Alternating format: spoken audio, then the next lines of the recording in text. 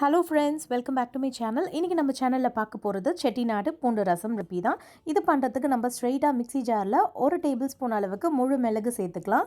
கூடவே 2 டேபிள்ஸ்பூன் அளவுக்கு சீரகம் சேர்த்துக்கோங்க. 1 டேபிள்ஸ்பூன் மிளகுக்கு 2 டேபிள்ஸ்பூன் அளவுக்கு சீரகம் சேர்க்கணும்.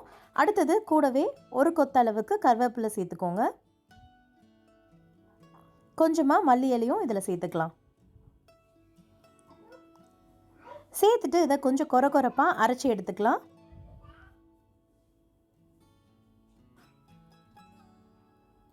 இந்த அளவுக்கு இத அரைச்சு எடுத்துக்கோங்க. ரொம்ப நைஸா அரைச்சிட வேண்டாம். அடுத்து ஒரு 10 பல்ல அளவுக்கு பூண்டு தோலோட இந்த மாதிரி தட்டி எடுத்துக்கலாம். நம்ம மிக்ஸி ஜார்லயே போட்டு அரைச்சிருந்தோம் அப்படினா அதோட டேஸ்ட் வேற மாதிரி இருக்கும். அந்த மாதிரி தட்டி எடுத்துக்கோங்க. அடுத்து ஒரு எலுமிச்சை பழம் அளவுக்கு புளி நான் ஊற வச்சிருந்தேன். அதை நல்லா கரைச்சி எடுத்துக்கிட்டேன்.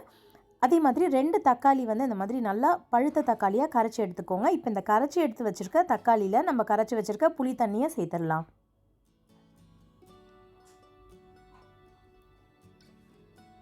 இது பாத்தீங்கன்னா ஒரு 5 பேர் அளவுக்கு சாப்பிடுற அளவுக்கு ரசம் இன்னைக்கு நம்ம வைக்கிறது. இதுலயே ஒரு 1/2 டீஸ்பூன் அளவுக்கு மஞ்சள் தூள், 1/2 டீஸ்பூன் அளவுக்கு மல்லி தூள் சேர்த்துக்கோங்க. கூடவே தேவையான அளவு உப்பும் சேர்த்து இத நல்லா mix பண்ணி விட்டுக்கலாம்.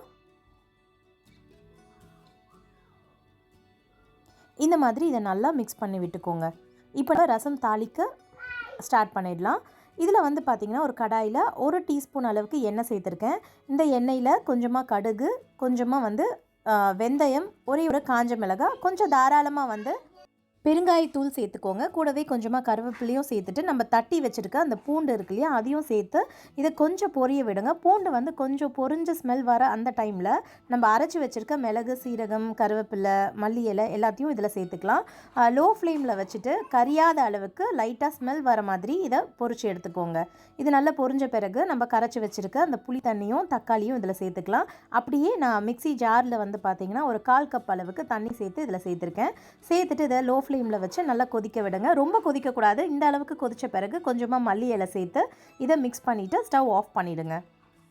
அவ்வளோதாங்க, நம்மளோட செட்டிநாடு பூண்டு ரசம் பார்த்தீங்கன்னா ரொம்ப சூப்பராக ரெடி ஆயிடுச்சு. ரொம்ப குயிக்காக பண்ணிடலாம். நல்லா டேஸ்டியாகவும் இருக்கும். கண்டிப்பாக வீட்டில் ட்ரை பண்ணி பாருங்கள். பார்க்கும்போது உங்களோட ஃபீட்பேக்கை கமெண்ட் செக்ஷன்லையும் ஷேர் பண்ணிக்கோங்க. இந்த வீடியோ உங்களுக்கு பிடிச்சிருந்தா லைக் பண்ணுங்கள். நம்மளோட சேனலை ஃபர்ஸ்ட் டைம் பார்க்குறீங்கன்னா மறக்காமல் சப்ஸ்கிரைப் பண்ணிவிட்டு அப்படியே பக்கத்தில் இருக்க பெல் ஐக்கனையும் கிளிக் பண்ணிக்கோங்க. ஓகே ஃப்ரெண்ட்ஸ், தேங்க்ஸ் ஃபார் வாட்சிங். Bye, take care.